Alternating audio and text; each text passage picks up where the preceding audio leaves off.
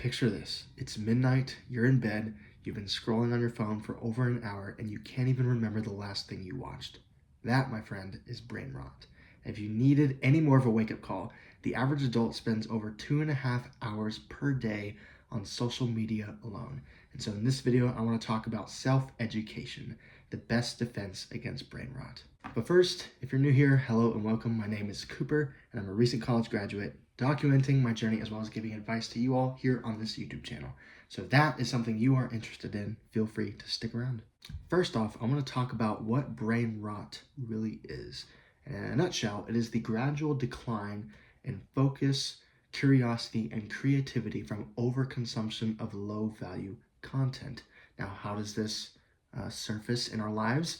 Examples could be endless TikTok scrolling, YouTube videos, YouTube shorts, Instagram reels, anything that gives us fast dopamine hits, but no lasting knowledge. Now, if you needed any more hardcore facts to help convince you that brain rot has completely taken over our society, then I have just the one for you, because when I read this, it completely boggled my mind. Now, get this.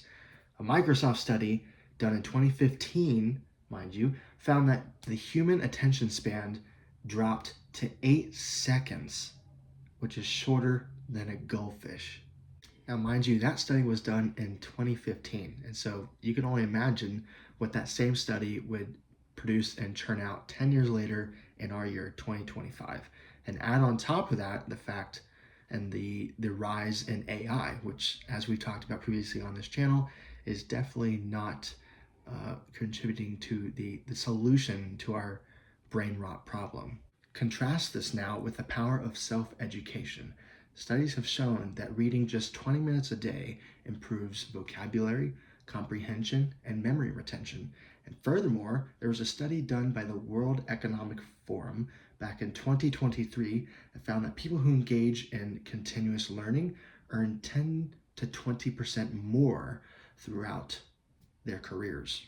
So what this goes to show is that the concept, the power of self-education comes from the fact that it future-proofs you, right? It has this compounding knowledge effect, which simply means that just like investing money, every skill or piece of knowledge that you earn or put in your brain or consume builds on the previous. It keeps compounding into the future. And so what are some examples of that? Examples of self-education can include learning personal finance, right? Protecting yourself against debt. Or it could be picking up a hobby like coding, video editing, or sales, things that can open up avenues and new doors to new careers.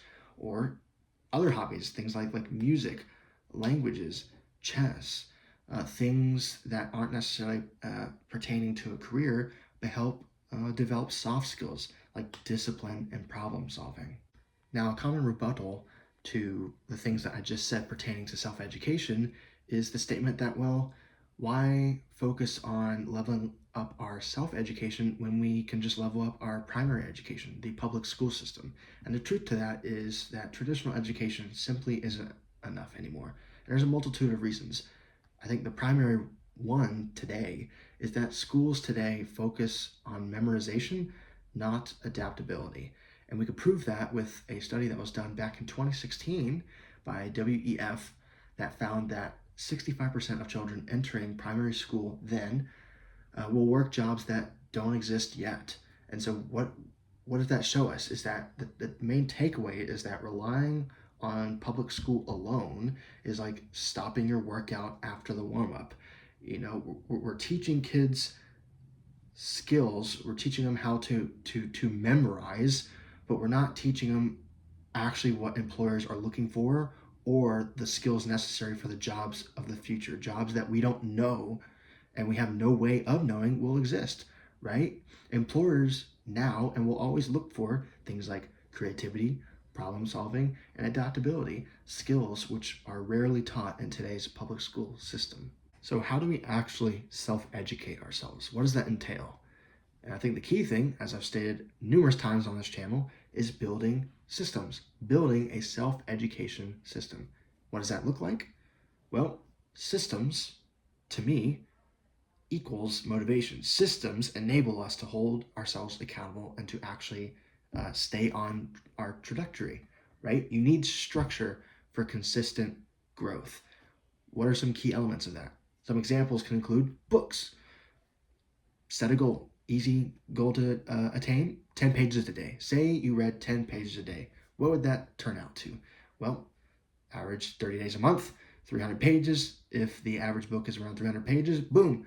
If you read 10 pages a day, you will read at least 12 books on average per year.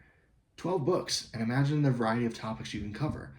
That compounds year after year after year. You will gain knowledge and surpass everybody else around you, all your peers. You'll surpass them. What's another thing you could do?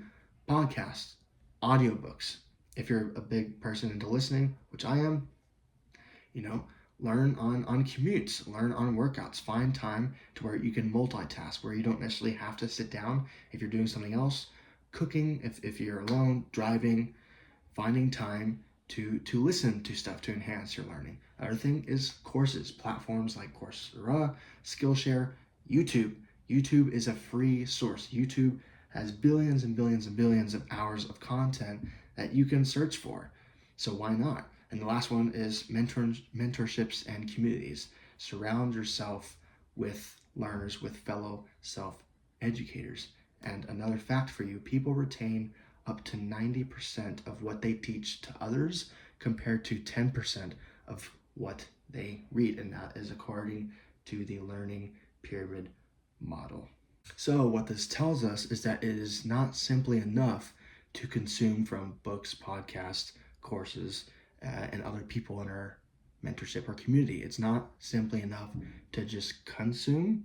It's not enough just to simply listen as I do. I find this true with myself. It's never enough simply to listen. The real learning comes from repeating what is said, and the best way to do that is like what I just said from that study, is teaching others what you learned. By teaching, you truly test yourself on the knowledge that you've gained, and you ingrain it into your system and into your mind. Furthermore, if you needed any more reason to believe in the things that I'm saying right now, there is some science, some really cool science out there that proves that adopting a growth mindset, adopting a belief of self-education and continuous learning is quite literally the brain rot antidote. So listen to this. Here's some facts for you. According to Alzheimer's Society, they said back in 2022 that lifelong learning is linked to a 40% lower risk of dementia. I think that's cool. That's awesome. And even more so, we've observed constantly that retirees who learn new hobbies, like an instrument, whatever your hobby is, fishing, running, working out, stay mentally sharper than those who don't. So using your mind, it's literally, you always hear the cliche, use it or lose it. It's not just true with the body, it's true with the mind. We have to stay actively engaged and working out our minds. All right, beginning to wrap up this video, I want to leave you guys with 5 of my best practical tips for implementing a self-education mindset. And the first thing is to do what I said earlier in this video, is to start by reading books. If it's reading a physical book, if it's listening to an audiobook, try to read or listen to at least 10 pages of written content. And that'll get you well into 12 plus books a year. Second thing, replace 30 minutes of mindless scrolling, whether that be in the morning or at night or just when you're taking a dump, with a podcast or a course. Third thing, journal weekly. It's just as good to write your thoughts as it is to read other people's thoughts. As I said earlier, it's the best way to test yourself and to ingrain knowledge in your brain is to repeat it. Is to repeat it to others by teaching, or to repeat it to yourself by writing it down, right? Number 4, follow the create before you consume rule. So I've talked about this earlier on my channel, but we're so used to consuming. Our society is manufactured towards consuming. Companies market towards that. Social media is designed towards that. Whatever keeps you on it longer, consuming. And so flip it on its head. Find ways to create more than you consume. And last but not least is curate your environment, create systems to hold yourself accountable.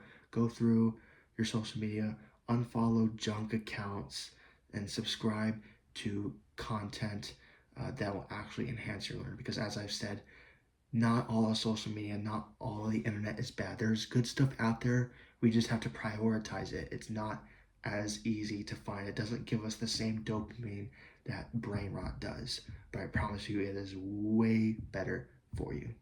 All right. And that is all I had in store for you guys on this video. If you found anything I said to be of value or of use, or simply you just want more self-improvement related content, then feel free to stick around on this YouTube channel where I post new videos every Tuesday and Friday at 12 p.m. Eastern Time. And with that, I will see you guys on the next one. Godspeed.